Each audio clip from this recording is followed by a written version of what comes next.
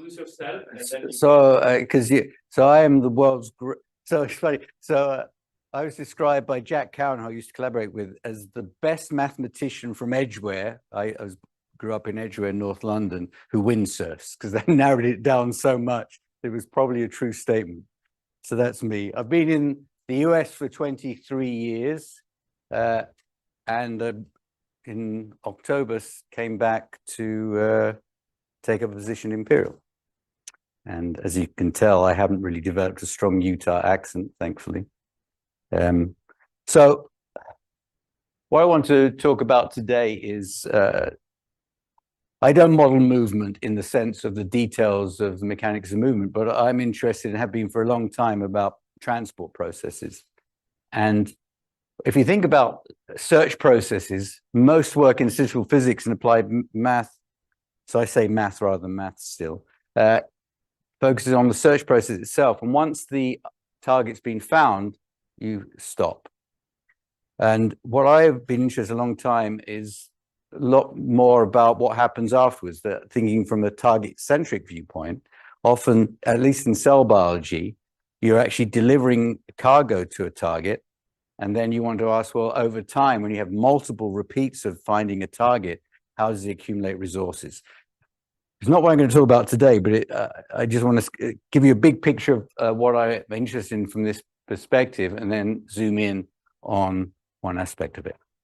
So I often forget to, let's go. So there are many examples in cell biology, and some of these things I'm sure foraging animals have been covered in this program, where you have a search process. So a classical example is facilitated diffusion, where you have a protein searching for a DNA binding site in order to initiate or to terminate some gene production. Something I've modeled a lot over the years is motor transport of particles along axons and dendrites, delivering cargo to a synaptic target. Another popular one, and there's a program here on soft matter and things, there's a lot of work on motility-induced phase separation of run-and-tumble particles. Me looking for my key. So this is a true story. I was in LA. I was on sabbatical in LA, and I'm not exaggerating. It took me an hour to find my car in a garage. My son was with me, and he was not impressed, I can tell you. So that's me looking for keys or a huge car that I couldn't find. But this was LA, so they have everything big there. And something I've worked on recently, and I'll be talking more about this actually tomorrow with resetting, is it's now known that most cells in biology, certainly a large number of them, extend these small filaments. They're sometimes called tunneling nanotubes, cytonemes. They're usually made of actin, and they can extend up to 200 and 300 microns. And they are now thought to play an important role in morphogenesis, which is something I've been looking at, but also in viral transport, including COVID-19.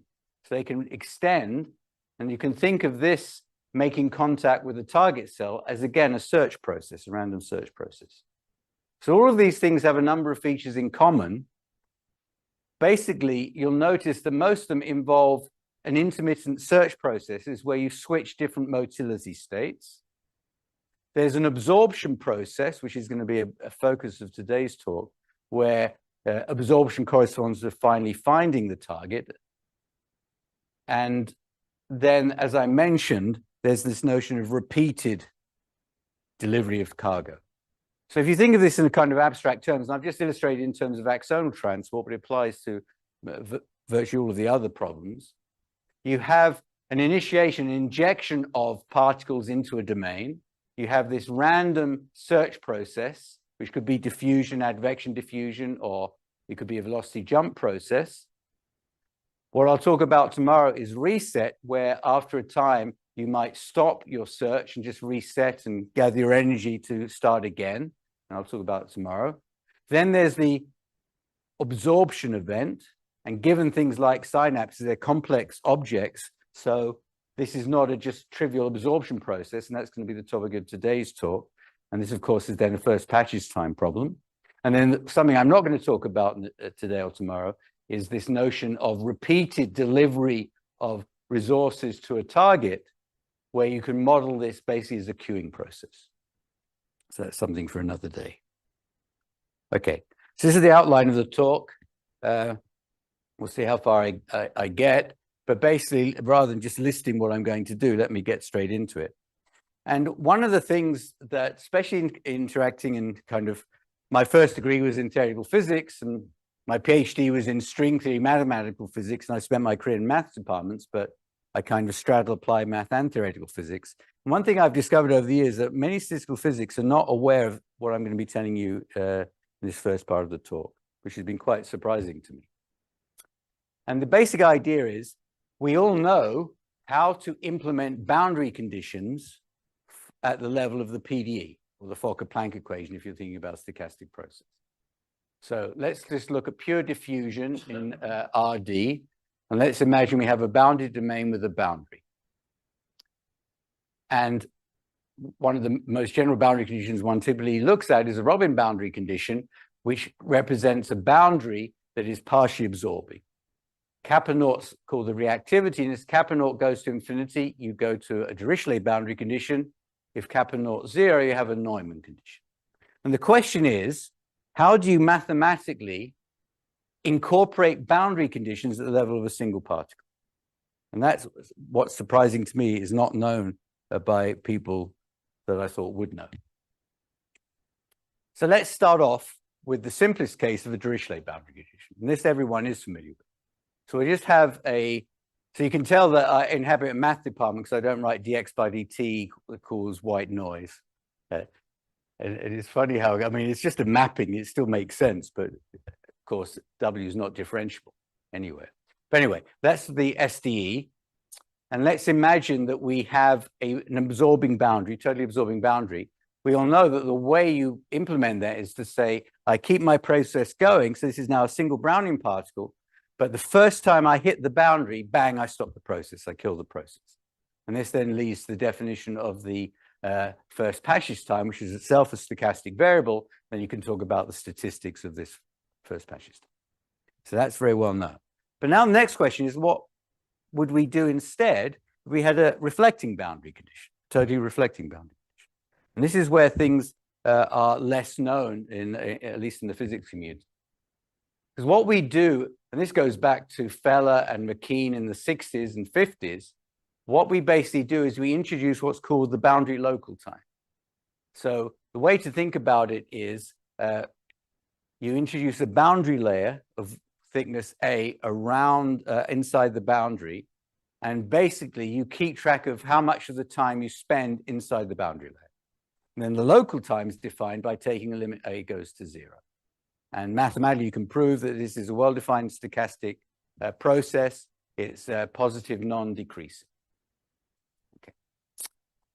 So given that definition of the local time, you can then modify the SDE. This is called the stochastic Skorokhod equation. And the way to think about this is each time you hit the boundary, you give the particle a little kick back into the boundary to keep it inside.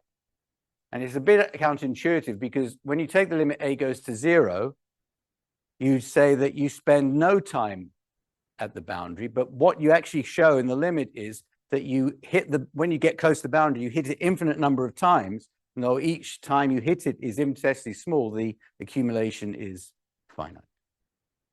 Okay, so given the local time, that's how you implement totally reflecting boundary conditions. But what I've been developing over recent years is much more general version of this, where you go now to partial absorption. So now let's look at this case. So that's just a kind of coarse-grained version of Brownian motion, just illustrating the notion of local time accumulation. So just think of it as accumulating contact time with the boundary. Okay. So what about partial absorption? Okay. Well, basically what one does is ask, let's for the moment treat the boundary as totally reflecting as before, but let's write down the joint probability distribution, which I'll call the local time propagator, for both the position of the particle and the local time. Using Feynman-Kac, you can derive a PDE for this object. And in order to implement partial absorption, I'm going to introduce a modified stopping condition. So because of the reflecting part, you need to keep track of local time, but also because there is eventually absorption, you also have to have a stopping condition. So the way this works is to say that I'll stop the process as soon as my local time exceeds the randomly generated threshold, whose distribution psi L, the probability that L hat's greater than L, is defined as follows. If psi is an exponential, you recover the Robin boundary condition. So it's quite remarkable that occurs. But now you can immediately see that if I take psi to be non-exponential, I no longer have a closed PDE at the Fokker-Planck level, but this is perfectly well defined at the probabilistic level. So let's see how all that works. So just a simple calculation. If I want the marginal probability density of where I am, irrespective of the local time, I have to condition on I haven't reached the stopping condition. That is analogous or equivalent to the local time not having reached threshold. And this can then be expressed in terms of the propagator or local time propagator and the probability density for the local time threshold. And just reversing the order of integration, and this is just calculus, what you end up with is a very general formula that says the following. I can take an absorption process in which I stop my stochastic process when my local time hits a threshold that's generated from some general distribution psi. If I take my joint probability density, local time propagator, multiply by psi L and integrate over L, that gives me my marginal probability density for the position. So this is an extremely general way of incorporating absorption into a search process. So how does this all work? Well, basically you can prove using Feynman-Kac formula path integrals that the propagator away from the boundary is just behaving like the pxt because local time is not changing. But the crux of all this is that you have to take into account the modified boundary condition.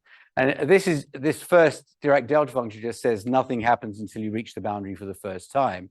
But the main point, the way to understand this is my spatial flux into the boundary is being converted to an increase in the local time. This is, if you think of this as a flux conservation condition. It's now everything pops out because basically if I Laplace transform this equation, which you'll notice is equivalent to taking an exponential distribution for the local time threshold, I recover the Robin boundary value problem.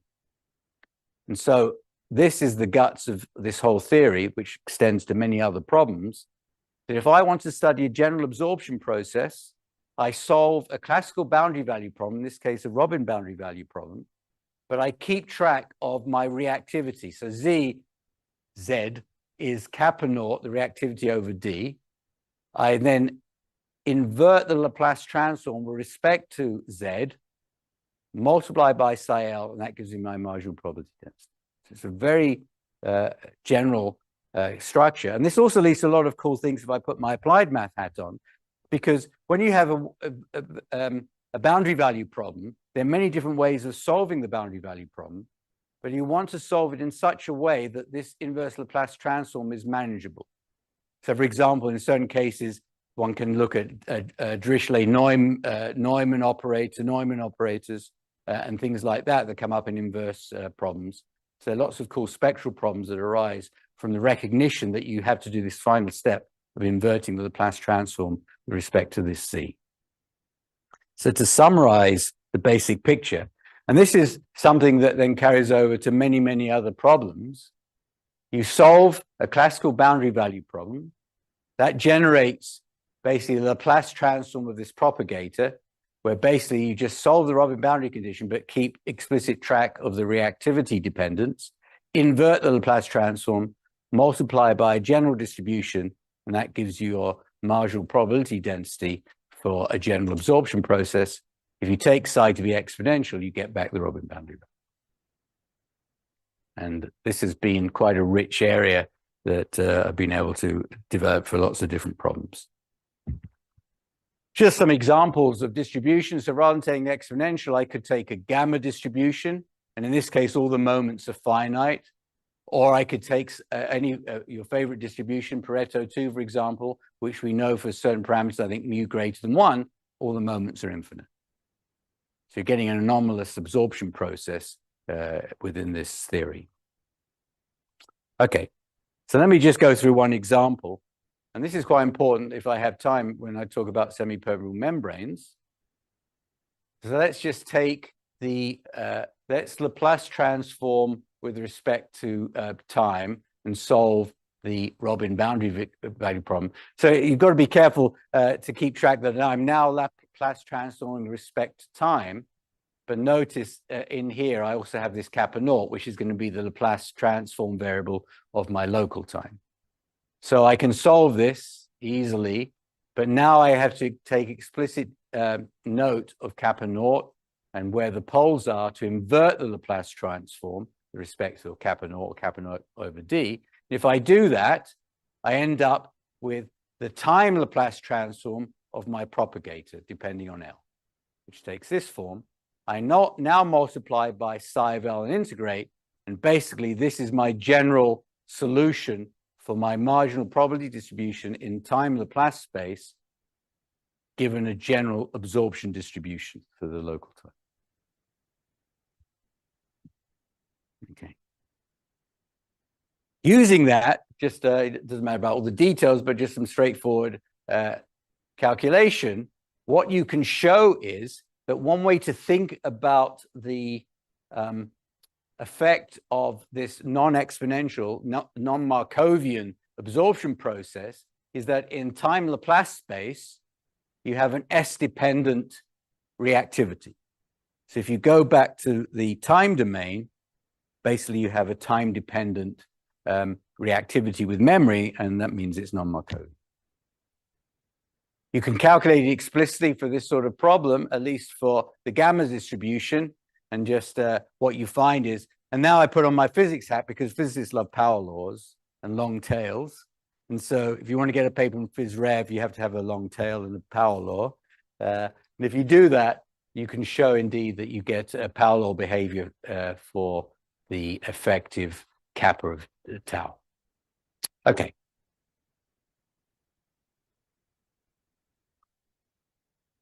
This is a very general theory. A lot of problems I've worked on over the years, for things like synaptic trafficking, receptor trafficking, you're not trying to hit a boundary. The absorption process takes place within some absorbing domain. You can apply exactly the same machinery, but now rather than keeping track of the contact time on the boundary, which is the local time, you keep track of the amount of time you spend inside the target, which is called the occupation time. Other than that, of course, the boundary value problem is different. Everything goes through as before. So you can write down using Feynman and Kac a PDE for the joint probability distribution of position and the local time. You have continuity matching conditions at the boundary between the interior and the exterior. You can introduce a stopping condition, write down marginal probability densities, and when psi is exponential, this reduces to a classical boundary value problem for a constant rate of absorption in your domain. Again, you can solve this using classical techniques and then push out the marginal probability densities. Because the structure is almost identical, the details are a bit different. I'm not going to dwell on it too much. But I can summarize very quickly. A classical boundary value problem where you have two domains, only one of which has absorption at a constant rate. You can solve that relatively straightforwardly. Keep track of the rate of absorption, which is taken to be z, which you now reinterpret as a Laplace variable of the occupation time. Invert the Laplace transform, multiply by the threshold distribution for your occupation time, and bang, you pull out a marginal probability density. So exactly the same structure, even though the details are different. Okay. And as I said, I've done a lot of work over the years looking at synaptic plasticity, and there's a lot of evidence. It used to be thought many years ago that the main way you control the strength of a synapse was the release probability of neurotransmitter through fusion of vesicles. But now, in many cases, it's thought that the controlling factor is the number and distribution of receptors in the postsynaptic domain of a dendrite. And you can then think of this exactly as I've been talking about as a trapping region. There are structural proteins in here as act as binding sites. So basically, you're diffusing around. You can think of the boundary of this synapse as essentially a semi-permeable membrane, which if I have time, I'll talk about later. And then once inside, you accumulate occupation time. This is a complex medium, so there's no reason why it shouldn't involve some non-Markovian process. You also combine it with insertion and removal of receptors within the surface of membrane of the dendrite or axon or cell body. And so all of these things I've been talking about are relevant to the synaptic trafficking. So that's one concrete application. Okay, so just to reinforce this idea, this is a very general, it's called encounter-based approach. So historically, Denis Grabenkov, who's a theoretical physicist in Paris, he formulated the original version for surfaces and diffusion. And then basically I've run away with it. I generalized it to the absorbing interior and then have shown over a number of papers how general this method is. Because he didn't really bring out this general structure clearly, which then can port over to many different problems. And so what I want to do to reinforce that is to show you this also applies to non-diffusive processes. And as there is a soft matter workshop going on as well, and it's an example of a non-trivial movement, let's look at run-and-tumble particles. Okay, so there's a bit to this model, so let me walk you through it. So the basic idea is we'll just do 1D, and for simplicity, we'll just assume that the particle can be in two velocity states. This is a two-state velocity jump process. P plus is the probability density of being at position X and in the rightward moving state with speed V, and P minus is the corresponding probability density for the leftward moving state with speed V. For simplicity, I'm looking at the symmetric case, unbiased case, but one can generalize this. And then there's a certain rate at which the particle can switch between the two states. This is like run and tumble. This also applies to another picture I showed you on the first slide, and which I've also looked at a lot at. It was molecular motor transport, where you have molecular motors. They're often motor complexes with a mixture of dynein and kinesin. And basically, depending on which one wins out, so like a tug of war, the molecular motor moves anterograde or retrograde. So more complicated versions of this velocity jump process apply to motor transport. So let's think of this particle in a bounded domain of length L. And in this talk, we're interested in boundary conditions of absorption. It's well known, if you think of this as bacteria, that when bacteria hit the walls of a container, they tend to stick to the container. So you have a sticky boundary condition. The way to model that mathematically is to say any flux into the boundary is converted to a bound state, B naught, and then with a certain rate, which corresponds to the rate of tumbling, you can escape from that state and start moving back into your bulk domain. And similarly on the right-hand side. But what I've added is the possibility that the bacterium, so this isn't glass, this is some semi-permeable domain, there's a certain probability that the bacterium can escape from the chamber, or there could be some toxic chemical that kills the bacterium. And so this is a removal rate kappa naught. So this is absorption for a run and tumble particle with sticky boundaries. Okay. So that just summarizes that. You can write down the boundary equations. So this says that the flux into the left-hand boundary is equal to the, is balanced. Sorry, the flux, where are we? I've written this down correctly. Okay, so this is saying that the rate of change of probability of the bound state is equal to the flux into the boundary minus the escape from the boundary, but also I've added this kappa naught term because you can have absorption. and similarly on the right-hand side. And yeah, I can, if you have my glasses. Oh, that's right. And then the injection back into the bulk domain on the left-hand side is equal to the rate of release from the bound state. And similar things for here. For simplicity, let's just set everything to be a uniform, not distinguish between left and right. Okay. What I then showed was that I can now introduce a propagator that keeps track of the amount of time I'm in these bound states. And for the moment, I don't care which of the two bound states, B0 or BL, I'm in. I just keep track of how much time I spend in that bound state. Then the probability of being absorbed depends on how much time I accumulate. And I'll explain that a bit more a bit later. And so you can write down, you can construct the equations for the propagator and play the same game. So you can show that you have marginal probability densities depending on the threshold for absorption. And now I have to apply that not only to the bulk probability density inside the domain, but also the bound states. Everything goes through. I can then write down a generalized probability flux, et cetera, et cetera. So same diagram. I have a boundary value problem for a constant reactivity, kappa, kappa, or kappa naught and kappa L if they're different.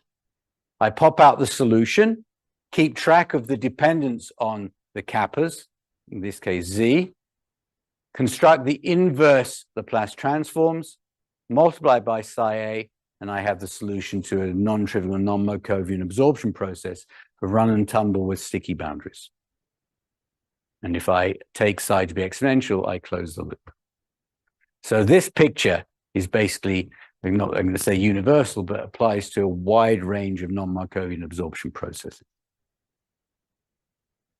And just to illustrate, that just to give you the flavor of the idea, what you do is you find your solution, which is easiest to do in Laplace space. And I should emphasize, when you're solving first passage time problems, often it's much easier to work in Laplace space. And because you're basically, to get first passage time statistics, you take the Laplace variable with respect to time to 0.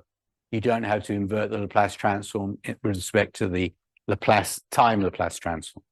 So you can solve this equation, but now you go a step further. So every boundary value problem that you give graduate students or undergraduate students, you go back to those solutions, but now you emphasize the dependence on the Z, the boundary parameter, and then you invert the Laplace transform. And at least for 1D problems, they tend to be simple poles, so you can do it explicitly. In high dimensions, you have to look at spectral theory and things like that. And so you can go through the analysis and pop out the formula for the mean time to be absorbed. And just for simplicity, I've assumed that I start at the center of the domain.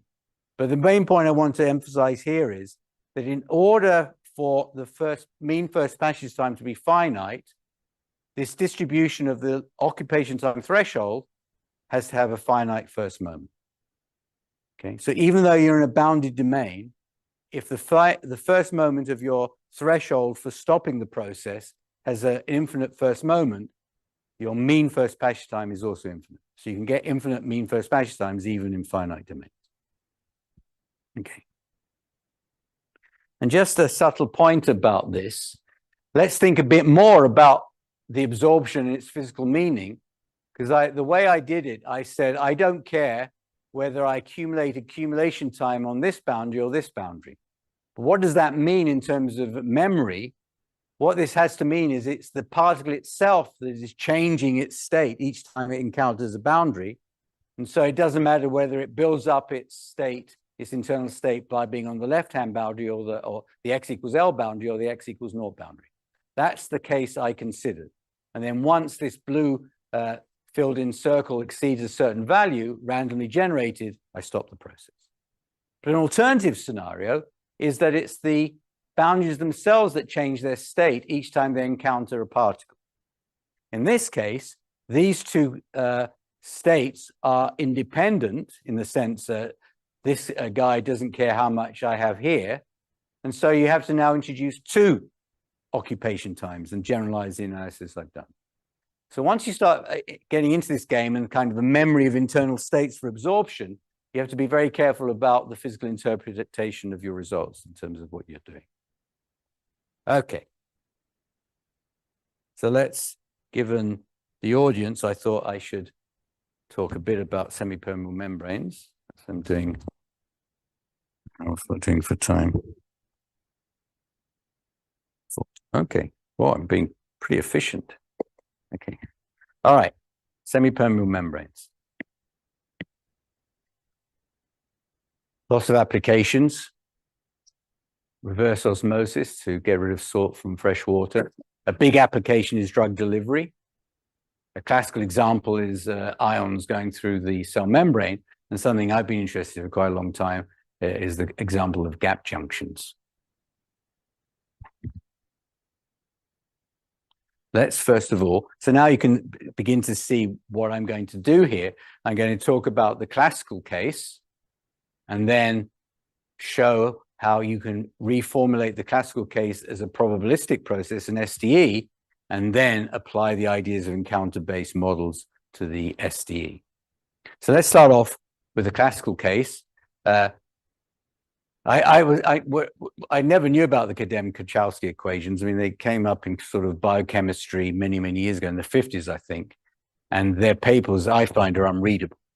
So you read citations to their papers saying the first time these sorts of equations are written down, but I failed to find these equations in any of their papers.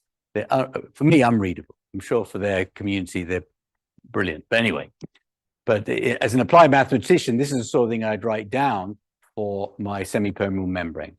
Let's just stick to one dimension with an interface at x equals 0. I can allow the diffusivities to be different on either side of the interface. The flux through the interface is continuous, and it's proportional up to a constant kappa naught to the difference, the jump in the concentrations across the interface. You could take kappa multiplying u naught minus to be different from u naught plus, and you can think of that as a jump in the chemical potential. So, all right. So just as I did for partially absorbing Robin boundary conditions, I can ask the following question. How would I implement this at the level of an SDE of a single particle? And I discovered a paper by a French mathematician, Leger, that was written in the usual pure mathy way. And so my first job was to understand the paper and translate it into things I understand. So it was all about resolvents and semi-linear equation, the usual stuff pure mathematicians like. But the basic idea is really beautiful. And so this is the way it works. Let's imagine I start off on the right-hand side of the interface. What I do is I just treat the dynamics as a partially reflected Brownian motion with a Robin boundary condition on x plus, at 0 plus. I accumulate local time on the right-hand side of the interface. When that local time exceeds an exponentially generated threshold, I stop the process. But rather than permanently stopping it, I now throw a die. If, let's take it to be an unbiased die. If it's a biased die, it's a jump in chemical potential. But let's take an unbiased die. If it's heads, I restart in the same domain. If it's tails, I jump to the other domain. Repeat. So now I do partial Brownian, a partially reflecting Brownian motion on the left-hand side, accumulate local time. When it exceeds an exponentially generated threshold, stop, throw the die, repeat.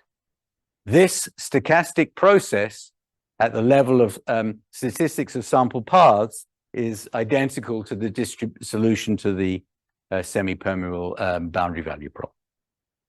Right, remarkable. Okay.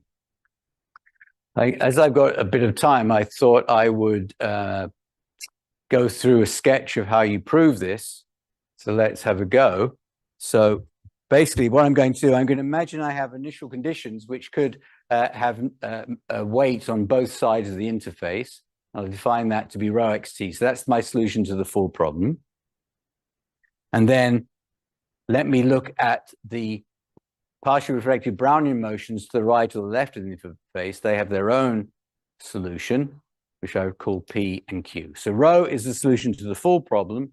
P and Q are the solutions to the right and left partially reflected boundary motions. What I want to do is show how rho satisfies the classical semi-permeable boundary conditions. Okay. So this is the first step. So this is the way I translated the rather obscure stuff that was in this Leger paper. And then I went on and extended it to higher dimensions and counter-based models. But basically, this is the way I think about the process. You can think of this as a renewal process. So basically, there's a possibility that if I start on the right-hand side, because I start on the right-hand side, the probability that I'm on the right-hand side at time t is consistent with never having gone through the barrier. So that's one possibility, one contribution to the total probability density.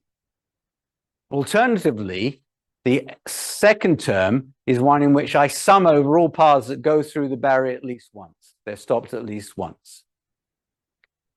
Okay. So it was stopped at time t minus tau for the last time. So I could have gone through the barrier multiple times, but t minus tau is the last time I go through the barrier. And I could have hit the barrier either on the left or the right, because with probability of half, I could then switch to the side I'm on at time t.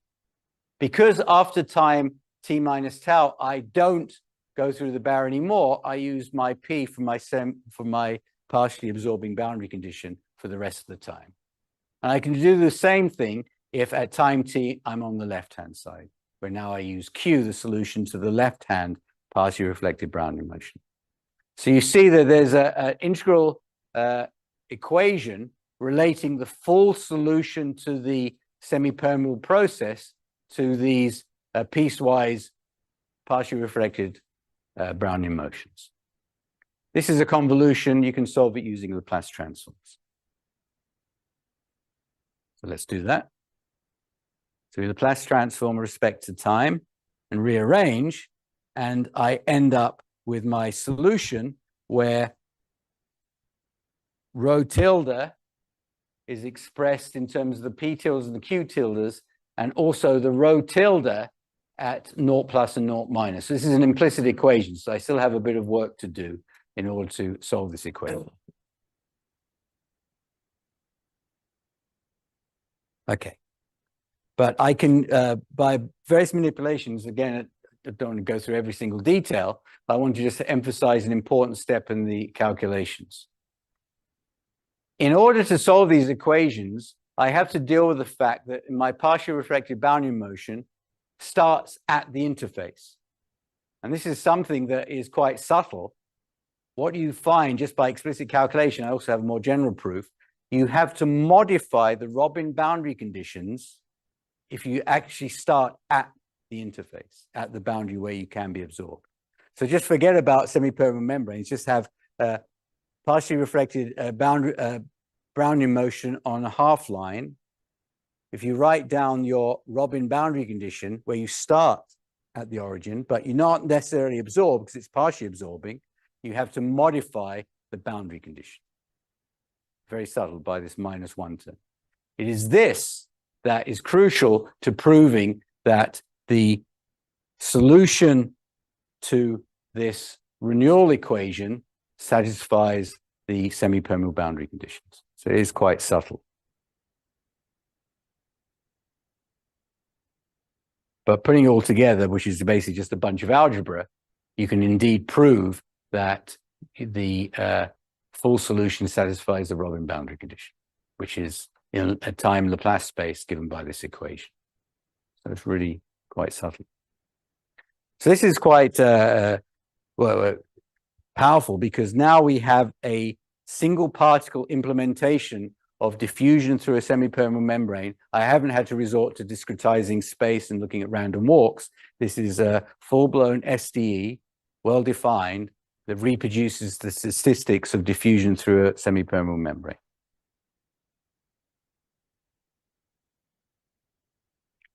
But the really cool thing is I can now combine it with what I've been talking about for the rest of this talk. Because what did I say? I said that the whole idea here is that I break this up into a sequence of partially reflected Brownian motions in which I kill each step in the sequence by taking the local time to exceed an exponentially generated threshold. I can easily now modify this, and it's much harder to try and do that at the PD level, by saying I'm going to take a non-exponential rule for when I kill this process, both sides. If I do that, I end up with this. And you remember, I showed you in the 1D case how the effective reactivity became dependent on S. Well, exactly the same thing applies here, but now it's the permeability that in Laplace space, time Laplace space, depends on S.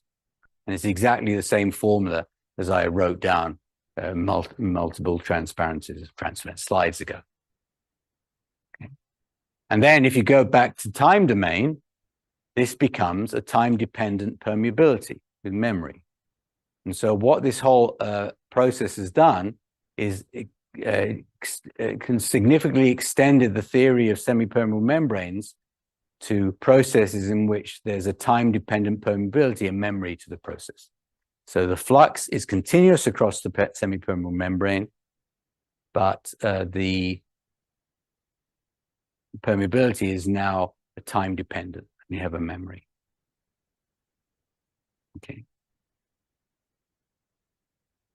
Also note, and this is pretty cool, that if I take the diffusivities on either side of the interface to be different, they generate asymmetric permeabilities on either side of the membrane, even if the original system was symmetric. So a lot of implications about this. This extends to higher dimensions. You now have, let's take this, RD. You have some target. Remember the synapse example. Let's ignore absorption inside. We're just talking about the semi-permeable membrane. I break diffusion through the high-dimensional membrane interface into a sequence of partially reflected Brownian motions where, according to some throw of a die, I alternate between partially reflected Brownian motion outside the domain and partially reflected Brownian motion inside the domain. And again, I can use a non-exponential local time threshold to determine when I stop each stage of my process. I'll just flash these up just to show that you can write down a more general renewal equation for the high dimensional case, where now you have an extra integral because the interface isn't a single point, it's a surface. You have to integrate over that surface on either side. Otherwise, it goes through. Again, you can prove using similar steps to the 1D case that you, if you take an exponential distribution, you satisfy the high dimensional semi-permeable membrane condition. And again, this is very subtle. In order for this to work, it's not that the proof of this isn't that it enables me to make everything work, but a crucial step in proving that all this works is again noting that if I have partially reflected Brownian motion outside or inside the domain, if I start on the surface, I have to modify the Robin boundary condition by a d-1 dimensional Dirac delta function.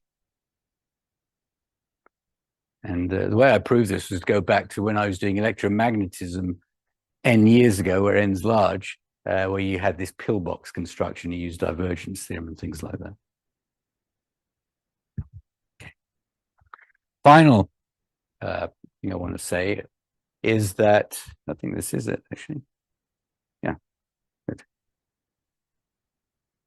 One can now try and develop this in applications, and it's well known that a lot of porous and complex media can be thought of as being homogeneous in d-1 dimensions and heterogeneous in 1 dimension, where you can think of this as domains separated by interfaces. And one example is, in fact, gap junctions. And so one of the things I've been looking at is applying this theory where you have different diffusivities in the different domains to multiple layers and beginning to think about complex porous media and things like that. And perfect timing. And a bunch of papers that I've been playing around with this subject. That's it.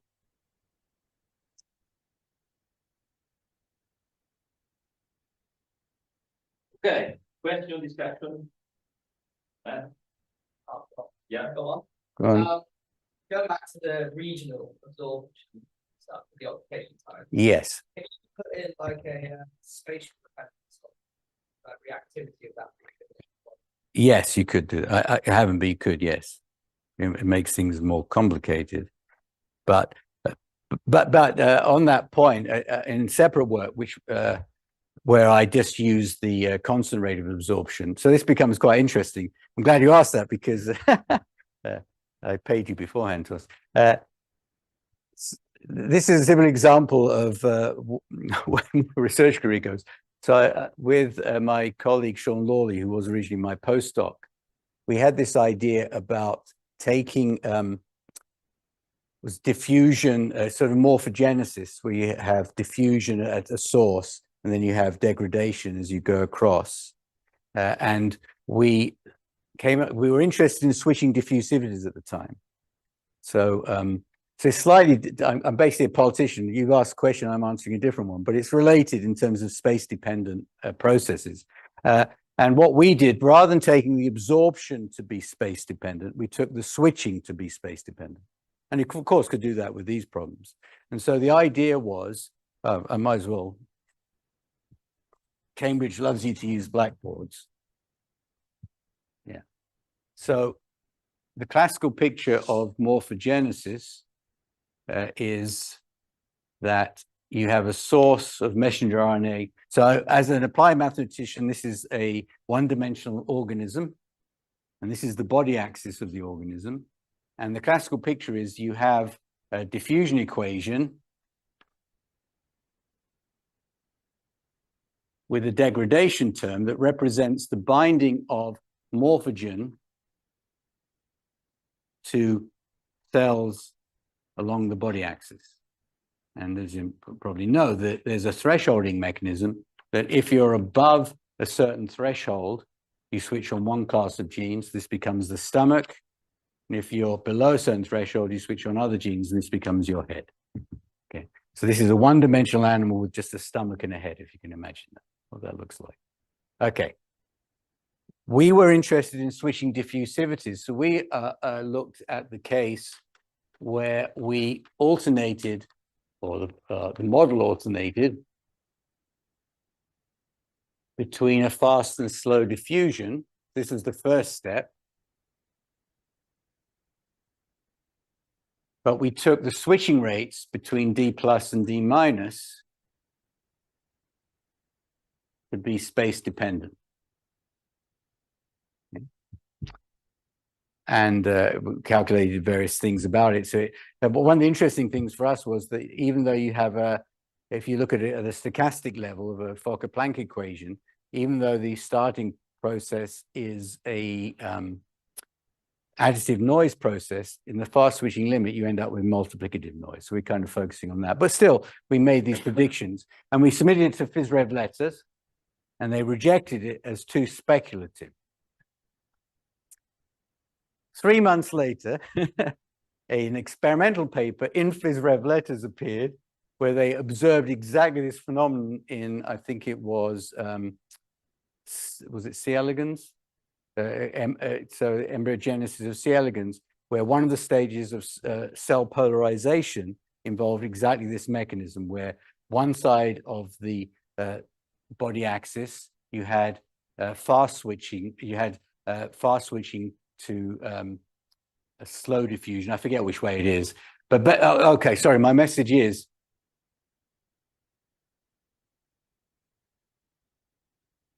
There was no absorption and there was no source. But this mechanism of switching between the different diffusivities in a space-dependent way, this is the punchline, generated a morphogen gradient. So that was the punchline. And they said that is ridiculous, too speculative. And of course, then. Exactly. Yeah. And that's exactly in one stage of cell polarization C. elegans that this mechanism occurs. And that's been my life, basically. But anyway, so I don't work with experimentalists. I just sit and have crazy ideas, and no one believes. But this is not an example where actually it turned out to be. Yeah, exactly. So it's not quite the answer you got, but yes, you could have a space-dependent. You have space-dependent switching, space-dependent absorption.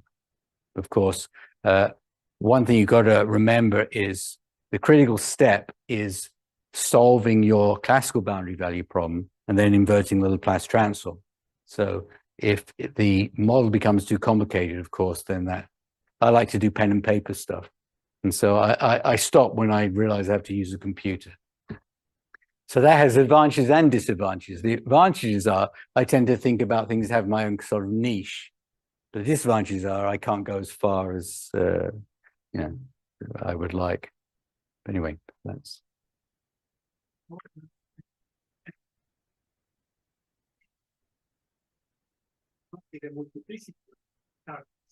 Yes, exactly.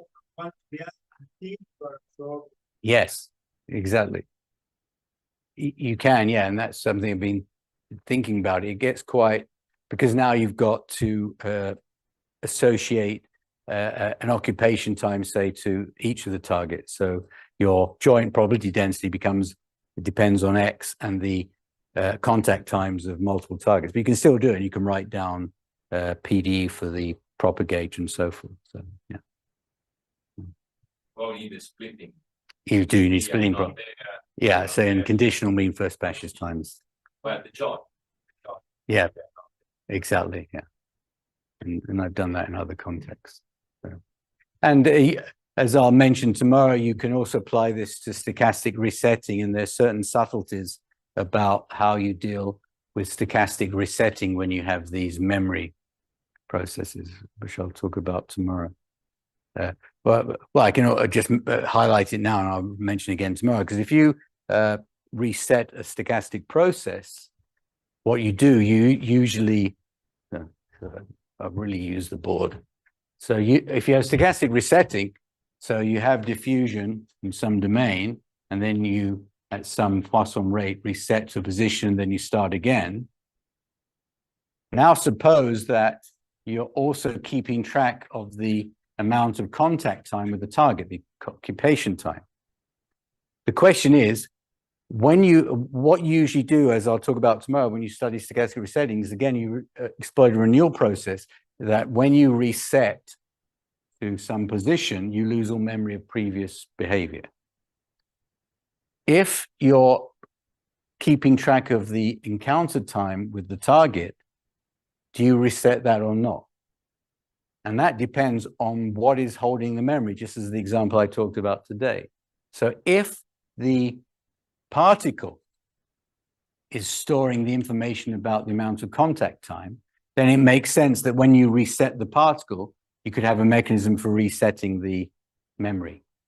Whereas if it's the target that's building up the memory, there's no, it seems a lot less plausible that when you reset the position of the particle, you also reset the memory and target.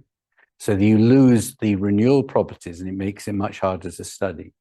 So again, having memory anywhere in a stochastic process causes complications, and you have to keep track of what's going on. But anyway, that's just another example. Question on, yeah. Can you go on the run-and-tumble? Yes. Yeah. Okay, so I pull this down.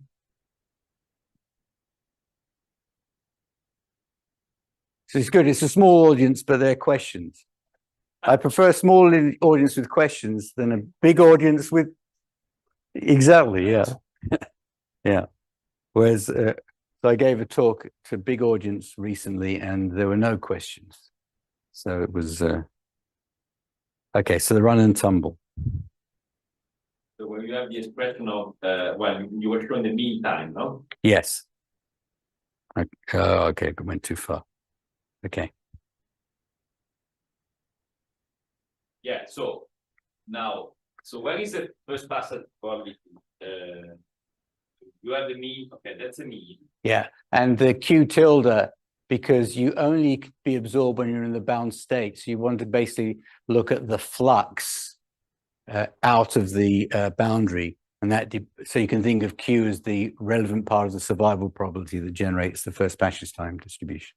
So you get it from there. So, and suppose that because your boundary there is that there is some time you spend at the boundary. Right. So, and before you switch back, Yes. suppose that you actually have, in other words, so the correlated as it hits the boundary, keep trying to go in the same direction. Right. Yes. Suppose it's that you want the correlated guy that actually, as you hit, you just keep going this way. Right. So that means what you have to do on your B, there was a boundary. So it's this picture. Yeah. So what is it that you have to do here? So when the particle hits the boundary here, it gets stuck, and you represent that as being in this bound state. And then with a certain rate, you can escape either back into the domain or be absorbed. So suppose that I actually put an exponential, plus. So then Well, this is, yeah. Yeah. Yes, the classical would be both of these are given by, if you like, a waiting time density that's exponential. Yeah. Correct. Suppose that you have a waiting time. So can you write the first pass of probability fully out? Or That case. So when yes. you can actually write Yes. in Laplace. Yes. In fact, Can you convert? yeah. So I think this is Yeah. in one, high dimension. In one dimension, yeah, it's basically this. Yeah, but now you have to convert that. Oh, you're talking about, okay, so you're talking about the time domain. Yeah. Oh, here there might be tables you can look up or use fast Fourier, because there's a big difference between the Laplace with respect to time and the Laplace with respect to local time, because the local time one is a simple pole, whereas you've got the square roots of s, so you can have error functions and things like that. So I think in 1D you could probably write down the inverse, but in high dimensions, no. You're going to have an infinite series that you need to. Yeah. So you could look at the time dependencies. Yes. And the reason I ask you because, in the physics literature at least, finding the first pass probability when you have a reflecting domain on one Right. side, so I would just make you a little bit asymmetrical. Yeah. And then you're going here, then as far as we know that there is no analytic Right. interpretation. Right. So, Oh, I see. so now in that case you have to make it asymmetric. We need a reflection on one side. Right. So the unbounded case has been solved. But the The bound, reflected one. right. So yeah. So since you are working, okay. Now you will hear more from them, but then Right. we are sort of we are looking at the discrete version, not the continuous. Right. But we know in the continuous, people have not been able to. That's true. That's true. When you Yeah. it's reflect. Yeah. Yeah. That's true. And of course, as you know, that one could do a fast switching limit and reduce this to a diffusion equation if it's unbiased, or an advection diffusion. So in that limit, you would recover the diffusion problem. So Now remind me, so the S, the symbol S and C stands for on the end. No, below. here. Yeah, the F, yeah. Oh, these are just defined functions. So the SS for sign. Yeah, nothing deep. Yeah. Okay, so I'll ask you more details about this. Okay, sure. All right. Okay. Any other questions? No? Thank you so much. Okay.